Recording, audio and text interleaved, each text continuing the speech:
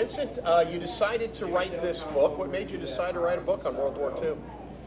Pressure from hundreds of friends and family who were after me for years, and I continued to tell them what made them think I had the talent to write a book. A writer has to be a creative person who does all kinds of things, but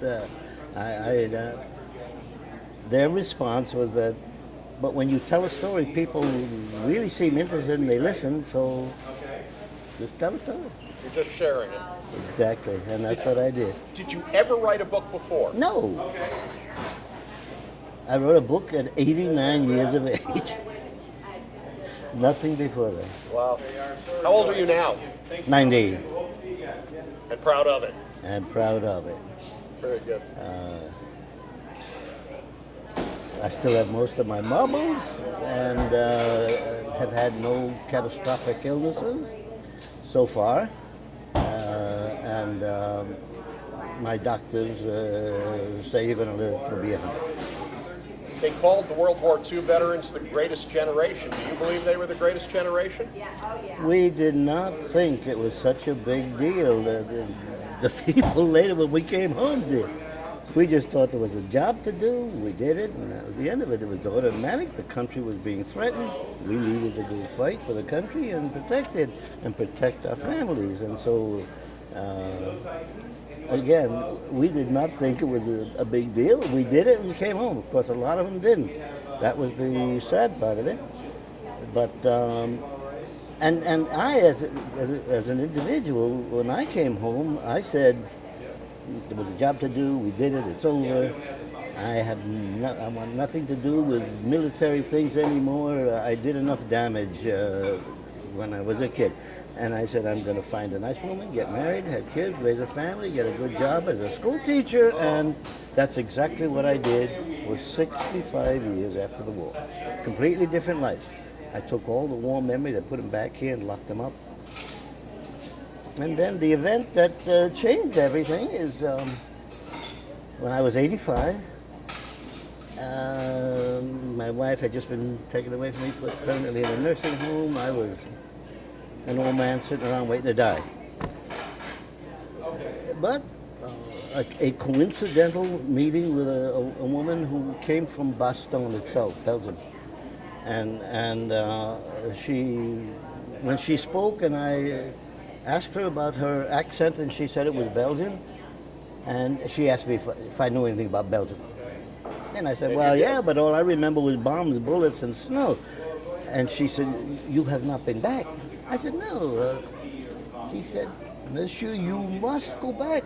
The people of Bastogne have never forgotten the 101st Airborne Division. There are monuments to you all over the town. Every year we have celebrations. We all dress up in American uniforms. We reconstitute the battle. And I was kind of surprised. She said, in fact, if you go to Bastogne and you wear a little pin that says 101st Airborne Division, you don't buy a drink or a meal the whole time you're there. And you did? I said, that sounds pretty good.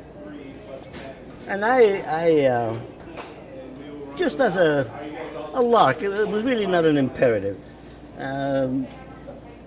My family started hollering, you shouldn't be traveling alone at age 85. So I said, well, then one of you come with me. And my daughter did.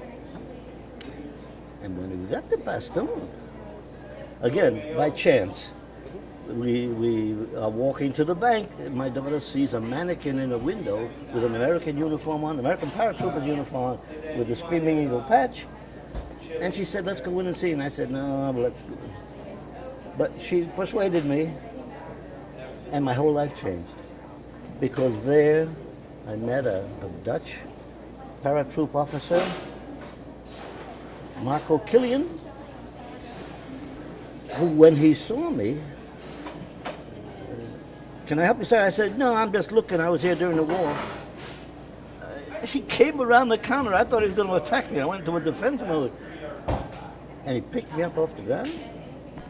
Sir, we're so pleased to see you, meet you. We want to honor you. There are so few of you left. And he said, who were you with? I said, H Company, 501, Parachute Infantry Regiment. He said, sir, he said, we've studied the war. We know everything about it. He said, I will take you to where your company was dug in on both sides of the road. And I said, really? He said, yes, I will show you. And he takes my daughter and I out to the little town called Mont, M-O-N-T, which is where we were dug in during the war. And he shows me a fence. And on both sides of the road, there are the outlines of foxholes.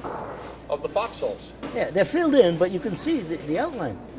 And he said, Vincent, he said, that was your foxhole. I said, Marco, how can you know that that's my foxhole? And he said, because your company commander, not like a lot of others, when he turned in his after-action reports, he made a diagram of where the men were playing. Wow. He said, you were the only machine gunner in the 3rd Platoon? He said, in the 3rd Platoon, MG? Machine gunner. It's got to be. Well, I'm starting to shake a little bit now. I had not thought about or imagined any of these things for 65 years. And suddenly somebody's telling me that's where I was when I was a 19-year-old kid. I'm now 85 years old at that time. And then I said, no, wait a minute, Marco. If that was my foxhole, there has to be one here and one back here because they always put 2 riflemen to protect the machine gun nest. And he said, yeah, go look. We walked over here. There was the outline, you know, of another foxhole and one here. And now I'm starting to get a little emotional. And then one more thing, Marco. If that was my foxhole, there has to be a stream here because I remember that morning I burnt the eyes, filled up my canteen. Later on, I found out that stream went through a hog pen, he said, "Yeah." He said, "You can't see it because of the grass." Look, we went down there. There was the stream. Now there's no doubt. Wow. No doubt. And I broke down.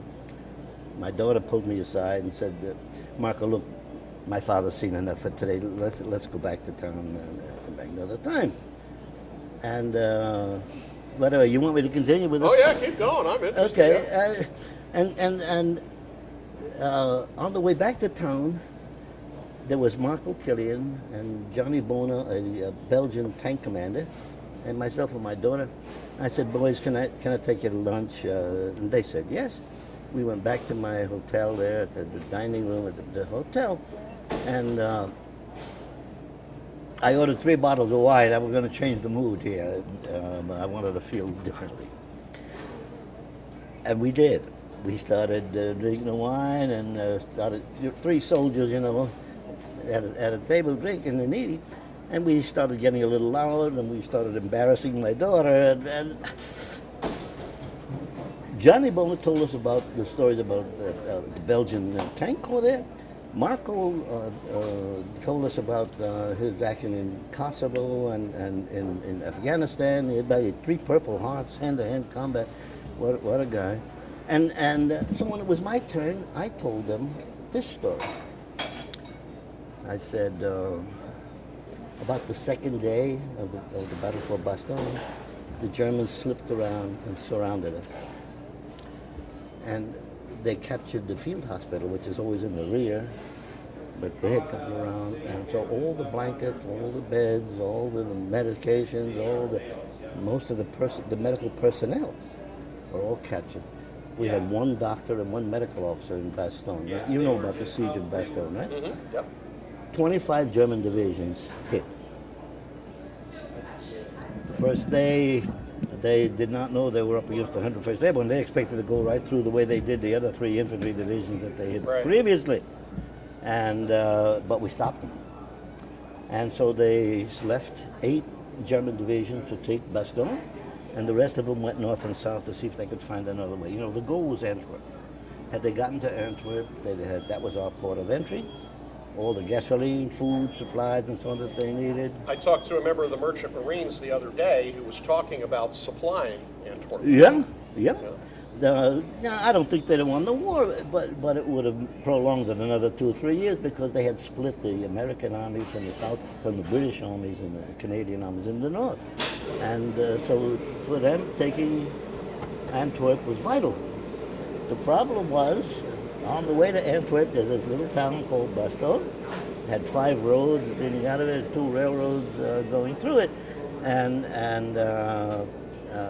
we denied them the privilege. The second day, when they did surround us, my buddy had gotten hit in both legs. His name was Joe Willis. And since we had no place to put the wounded, we would lay them all on the floor of the church, the cement floor. The church and the seminary across the street were the only 2 buildings that still had decent walls and so on. And so we just laid them on the floor, went through all the houses, pulling blankets, curtains and drapes and whatever we could find to wrap guys in. And those of us who had 2 blankets donated one, to the wounded. We did our best to get these guys covered. The weather went from 0 and below all the time we were there. And we had no winter clothes, and the poor wounded guys had no blankets and stuff, and we felt real bad about that. But my sergeant sent me back from to the town there to look for batteries. He told me, see, you got to get some batteries for the radio. The radios are shot.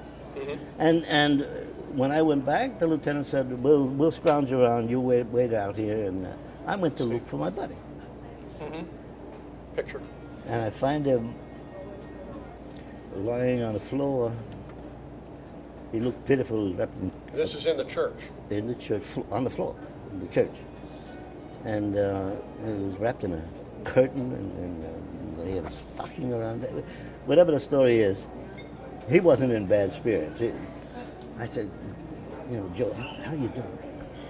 He said, he said, nothing. He said, a couple of pieces he said in the leg. He said, I'll be out of here tomorrow. He said, I'll be back up then. I said, oh, geez, that's good, Joe. He was my assistant machine gunner. I need you, Joe. Right. And I get ready to leave. I said, Joe, is there anything I can do for you before I leave? And he said, go find me something to drink. Joe, where the hell am I going to find you something to drink? We're surrounded and cut off. There's no supplies coming in. He said, go look in the taverns. I said, Joe, the taverns are all bums. Get in it. He said, go look anyway. You might get lucky. I went down from the church, down the street. First tavern I went into, all broken glass, everything all shattered. There was nothing there, so I walked out. The next tavern, we went down the street a little further, there was another tavern. And when I went into that one, and went over to the bar and pulled the beer handle there, and beer came out. Yeah, there was a barrel of beer still on tap in that tavern. So I looked around for some container of some kind. There was nothing. Took off my helmet. The same helmet you use in a foxhole, when you're. I swished a little snow in it, went and filled it up with beer.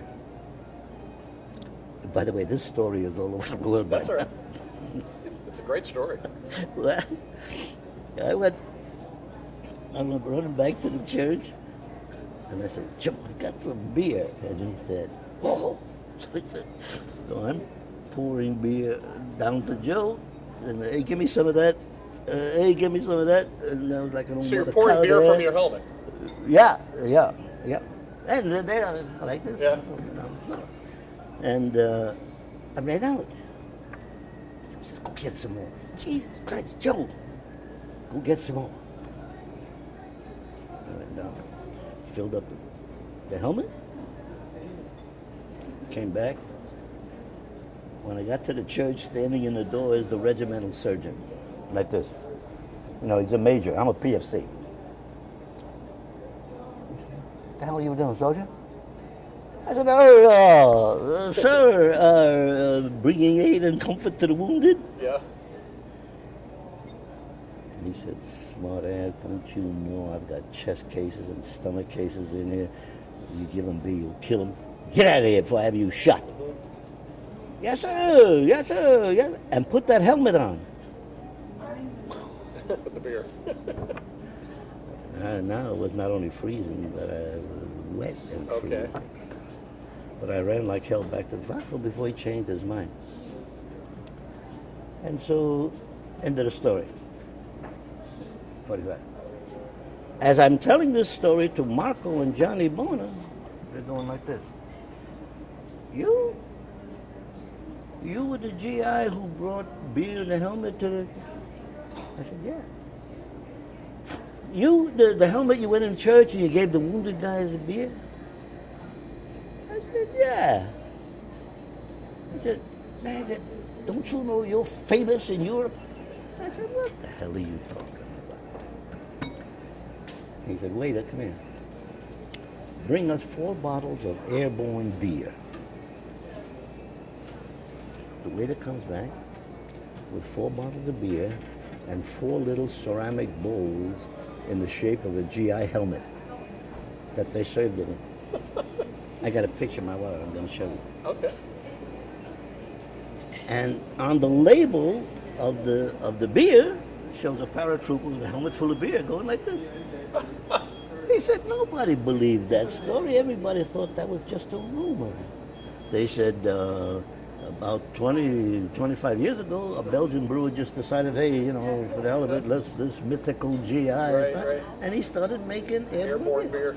They didn't know who it was. I didn't know what was going on. I'm in the States here, it had nothing to do with all that stuff.